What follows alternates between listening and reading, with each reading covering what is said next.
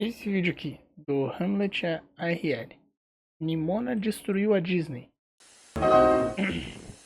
Olá rapaziada, hoje a gente vai analisar um filme que vocês me recomendaram em live. Felizmente esse foi um dos grandes acertos que a Netflix teve, porque é um filme cheio de magia e também muita filosofia. Nimona é um filme que ia ser produzido pela falecida Blue Tem uma arte. Magia e também muita filosofia. Nimona é um Tá esquecendo o nome dessa arte aqui. Mas eu tô ligado com aqui, eu tô ligado. filme que ia ser produzido pela falecida Blue Sky, mas aparentemente os executivos da Disney não gostaram muito do rumo que ela estava tomando e cancelaram tudo, e inclusive fecharam o estúdio que ia produzir. Infelizmente para eles, o filme é incrível e ficou incrível nas mãos da Netflix. A Disney tomou uma péssima decisão e perdeu muito dinheiro. Bom, bem feito para eles que escolheram fazer 700 sequências de A Era do Gelo ao invés de produzir coisas melhores, né? Ixi. Então, com certeza a Netflix aqui deu uma lapadona seca na Disney em um filme que mexe com pautas que a Disney tava querendo mexer, só que ela nunca acertava. Se me permitem dizer, esse é um filme que tem como foco diversas pautas sociais atuais, mas é sem lacração, sem forçação de barra. Eu vejo muito essa parada de, pô, esse negócio aqui não tem lacração. E, tipo assim, cara, não é difícil, tá?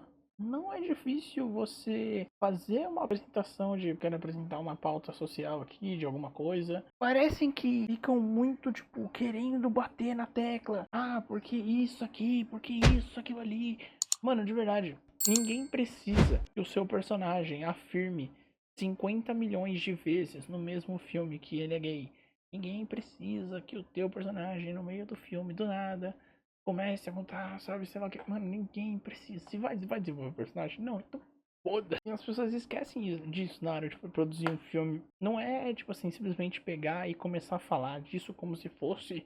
Nossa, horrível, tá ligado? É muito bom. O filme começa com uma lenda sendo contada, tal qual Shrek. Essa lenda diz que há muito tempo o mundo estava em paz, até que um terrível O cara é igualzinho o Shrek, mano. monstro atacou essas pessoas e as matou. Em meio a esse caos, uma heroína chamada Glorit surgiu e matou o monstro, decretando que vários cavaleiros de sua linhagem defendessem o reino nos próximos 1000 anos, que é onde essa história começa. Aqui a gente é apresentado ao universo de Nimona, que é uma mistura de futurismo com uma época medieval, e nesse mundo existe uma nomeação para cavaleiros. A questão é que todos os nomeados Eu adoro essa estética. Bagulho medieval, tecnológico, é muito da hora. cavaleiros eram nobres e de elite, só que há não muito tempo atrás o menino de rua invadiu um treino e a rainha se encantou e decidiu fazer com que ele também treinasse, mesmo que ele não fosse da nobreza como todos os outros. Isso já mostra um pouco da mensagem do filme, que é sobre a queda de tradições que já não fazem mais sentido, tanto em questões nobreza versus plebeus, tanto Ai, por que existe isso? A anticristianite. em outras questões que nós vamos ver mais pra frente. Nessa nomeação, os dois candidatos preferidos são o Ballister, o cara que é gente como a gente, plebeu, e o cara que é a máxima Pobre. nobreza, o Ouro Pelvis. E sim, esse é o nome dele, que é descendente direto da Glorit. Apesar dessa rivalidade que o público criou entre os dois maiores nomes, eles são um casal e entre eles não existe isso, o que é bem legal, porque apesar da pressão popular e toda essa competitividade, eles se amam independente da opinião dos outros. A partir de hoje, qualquer um será capaz de brandir a espada se assim quiser. Se Ó. merecer. O problema é que assim que ele aceita a espada da rainha, ela estava claramente sabotada e mata a rainha, fazendo com que todo o reino fique bem estupefato e surpreso. E claro, o Ballister tinha acabado de ganhar um espaço entre os grandes, não só pra si, mas pra todo mundo que é plebeu, fica manchado, foge e perde o braço. Alguns de nós não têm o final de felizes para sempre que queriam. Começa assim? Bro. Porque não vivemos em um reino desse tipo.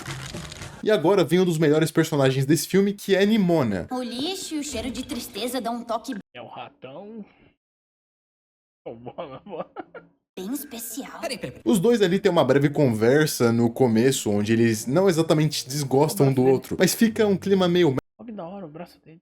médio, onde eles se gostam, mas não se gostam totalmente ainda. É aquele clima de inimigos a amantes, não que os dois vão virar Irmãos. amantes, mas vocês entenderam, né? Nimona achou o Ballister porque ela achou que ele tinha assassinado a rainha, e indo nessa onda dele ser um vilão, ela decidiu ficar do lado dele. A gente entende sobre isso mais pra frente, mas por enquanto a gente fica com essa concepção de que a personalidade de Nimona é de um tipo que é revoltada, mas não é chata ao mesmo tempo. E isso faz o personagem ter bastante ambiguidade. Como eles não se dão muito bem agora no início, o Ballister vai atrás de procurar a ajuda das pessoas que arrancaram o braço dele, obviamente acabando preso. Porque depois que Por que tu volta? Mano, ele voltou pra pedir ajuda pro pessoal que ferrou com ele. Por quê?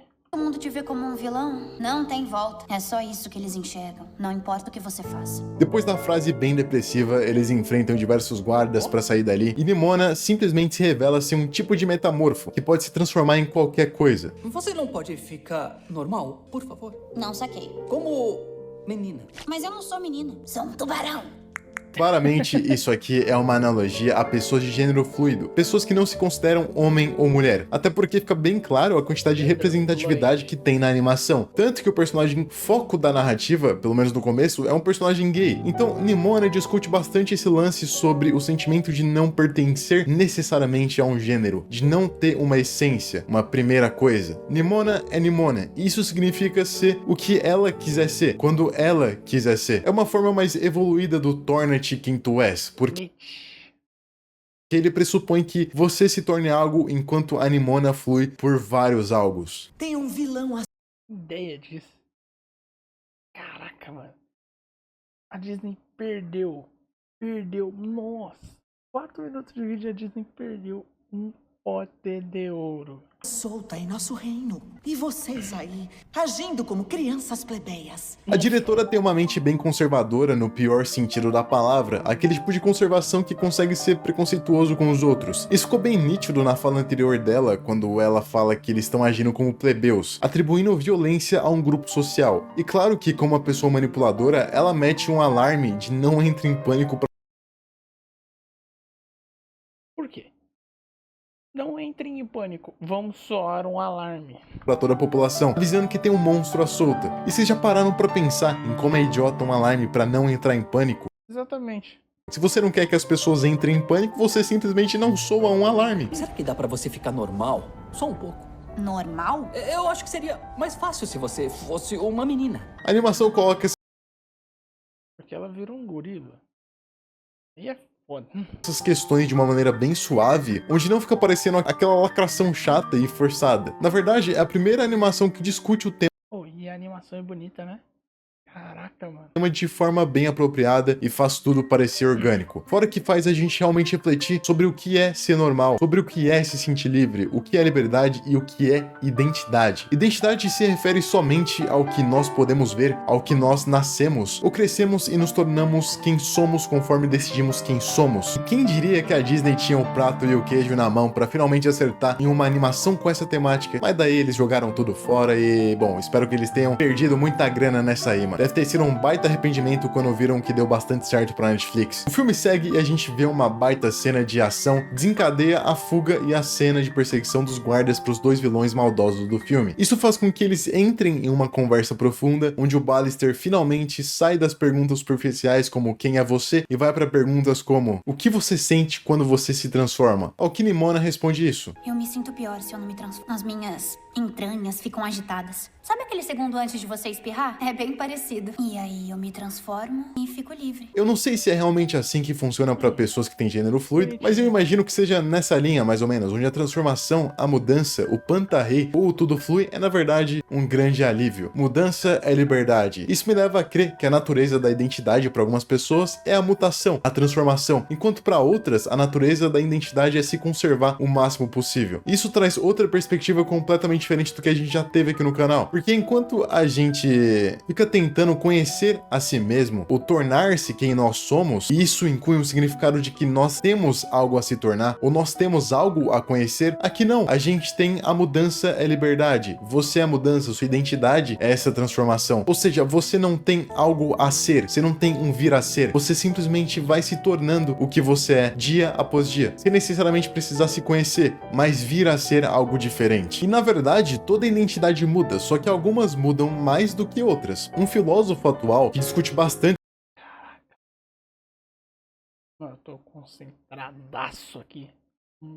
Putz, mano, papo de visão, papo reto. Sobre identidade é o Foucault. Eu não tenho muito conhecimento de Foucault, mas eu sei pelo menos o básico sobre o que ele diz sobre identidade. Ele diz que identidade é um pesadelo, no sentido de que quando você tem uma identidade definida, isso também define a luta que você trava. Toda identidade é uma sujeição, seja de si ou da sociedade, algo imposto. A resposta para a pergunta do quem eu sou, para Foucault, é simplesmente somos vários, muitos. E essa We are legion.